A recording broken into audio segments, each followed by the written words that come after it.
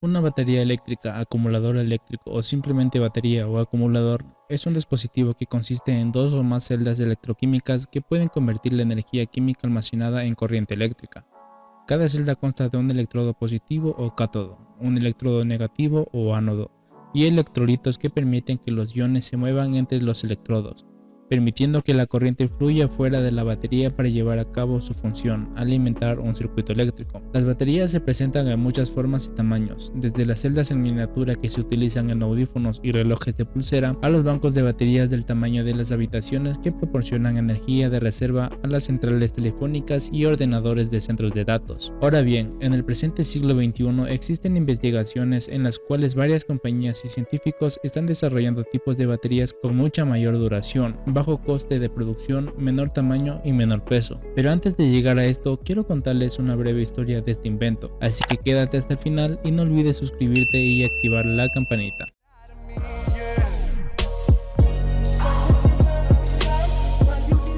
El 20 de marzo de 1800, Alessandro Volta comunica a la Royal Society su invento de la pila que actualmente lleva su nombre. 3 años después, en 1803, Johann Wilhelm Ritter construyó su acumulador eléctrico, como muchos otros que le siguieron. Era un prototipo teórico y experimental, sin posible aplicación práctica. Ya en 1836, John Frederick Daniel inventa la pila Daniel, a partir de la pila Volta, pero que evita la acumulación de hidrógeno. Poco después, en 1844, William Robert Krupp inventa su propia pila, que representa una evolución y aumento de potencia respecto a las anteriores, muy empleada en las redes telegráficas de Estados Unidos hasta 1860. En 1860, Gaston Planté construyó el primer modelo de batería de plomo y ácido, con pretensiones de ser un dispositivo utilizable, lo que no resultó más que relativamente cierto, por lo que no tuvo éxito. A finales del siglo XIX, sin embargo, la electricidad se iba convirtiendo rápidamente en artículo cotidiano, y cuando Planté volvió a explicar públicamente las características de su acumulador, en 1879 tuvo una acogida mucho mejor, de modo que comenzó a fabricarse y ser utilizado casi inmediatamente, iniciándose un intenso y continuo proceso de desarrollo para perfeccionarlo y evitar sus deficiencias, proceso que dura todavía en las primeras décadas del siglo XXI. En 1887, Carl Gassner patentó la denominada pila seca, ya que no tenía un electrolito líquido libre, sino una pasta de yeso de París. Paralelamente, en 1887, Federico Guillermo Luis Hellesen desarrolló su propio diseño de pila seca. Se ha afirmado que el diseño de Hellesen precedió al de Gassner.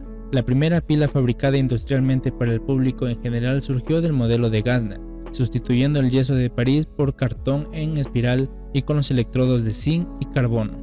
Acabando el siglo XIX, en 1899, el científico sueco Waldemar Jungner inventó el acumulador de níquel-cadmio, una batería recargable que tenía electrodos de níquel y cadmio en una disolución de hidróxido de potasio. Se comercializó en Suecia en 1910 y llegó a Estados Unidos en 1946. El propio Jungner experimentó para sustituir el cadmio por hierro en diferentes proporciones, trabajo que fue recogido posteriormente por Thomas Alva Edison, quien, basándose en el trabajo del primero, patentó en 1903 otro tipo de acumulador con electrodos de hierro y níquel cuyo electrolito era también el hidróxido de potasio.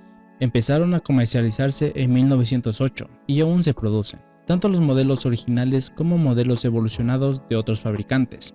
A mediados del siguiente siglo, en 1955, el ingeniero Lewis Urry, intentando encontrar una manera de aumentar la vida útil de las pilas de zinc-carbono, modificó los electrodos llegando al desarrollo de las conocidas como pilas alcalinas, aunque con una fabricación de mayor coste. La batería de Urry se componía de un cátodo de dióxido de manganeso y un ánodo de zinc en polvo con un electrolito alcalino. Estas pilas salieron al mercado en 1959. La experimentación con baterías de litio comenzó en 1912 con J. N. Lewis, pero hasta la década de 1970 no se comercializaron las primeras. Se emplean actualmente diversas pilas con litio en el ánodo y diferentes sustancias en el cátodo: sulfuro de hierro, dióxido de manganeso, dióxido de azufre, cloruro de tionilo, monofluoruro de carbono, etc. Pese a desarrollarse la tecnología de níquel-hidrógeno en los años de 1970 para satélites de comunicaciones comerciales, las primeras baterías de níquel metal hidruro no aparecieron en el mercado para sus corrientes hasta 1989. En la década de 1980, el químico estadounidense John B. Goodenough dirigió un equipo de investigación de Sony que produciría finalmente la batería de iones de litio, recargable y más estable que la batería de litio puro.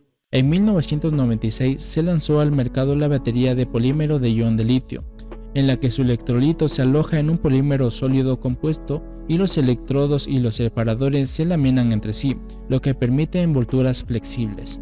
Y bien, como mencioné al principio del video, en el presente existen varios tipos de baterías que están siendo desarrolladas que prometen el mejoramiento de estas. Y les pongo como ejemplo una de ellas que se desarrolló por ingenieros del MIT, que fue presentada en una empresa llamada Avanti, como posible sustituto de las conocidas baterías de ion de litio, que si bien son excelentes, pero con el tiempo se están presentando problemas con el agotamiento de sus materiales que provocan el alza de precios tanto para la fabricación como de venta al público. Entonces, estas baterías que ha desarrollado el MIT y que han comenzado con las pruebas a gran escala mediante test de intensidad, tiene como elementos principales el aluminio y el azufre, que son los utilizados en cada uno de los electrodos, y además hay que añadirle a la sal como electrolito. Por lo tanto, hablamos de materiales que son muy económicos y sencillos de conseguir. Aparte del factor económico, que no es precisamente menos y donde estas nuevas baterías superan a las de litio, hay que decir que este nuevo desarrollo cumple con las condiciones que se busca en un elemento de este tipo. Así, por ejemplo, los materiales utilizados no son inflamables, por lo que no existe riesgo alguno de explosión o fuego en caso de tener problemas de impactos o altas temperaturas. Hablamos de soportar temperaturas de hasta 200 grados sin fallar. Un detalle importante es que la sal como electrolito ha demostrado ser muy efectiva.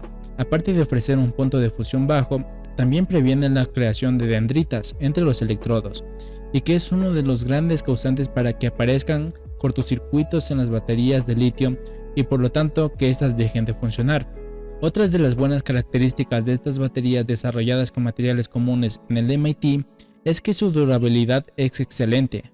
Así, en las pruebas que se han realizado, se ha comprobado que las celdas integradas ofrecen soporte para cientos de cargas sin sufrir desgaste alguno. Además, la velocidad que ofrecen es magnífica, ya que hablamos de menos de un minuto para pasar de 0 a 100, algo que las haría perfectas tanto para dispositivos móviles como para el uso en los coches eléctricos. Por lo tanto, hablamos de un descubrimiento que se muestra bastante eficaz. Teniendo en cuenta las dificultades que existen para mantener un avance adecuado con las baterías de litio, tanto en mejora su capacidad como a la hora de hacerse con el propio material, este desarrollo es esperanzador, ya que hablamos de una opción sencilla de utilizar y barata.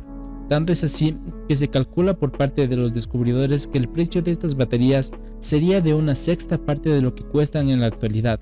Y lo mejor de todo es que los materiales están disponibles en prácticamente cualquier lugar, y por lo tanto no habría escasez alguna para conseguir su universalización.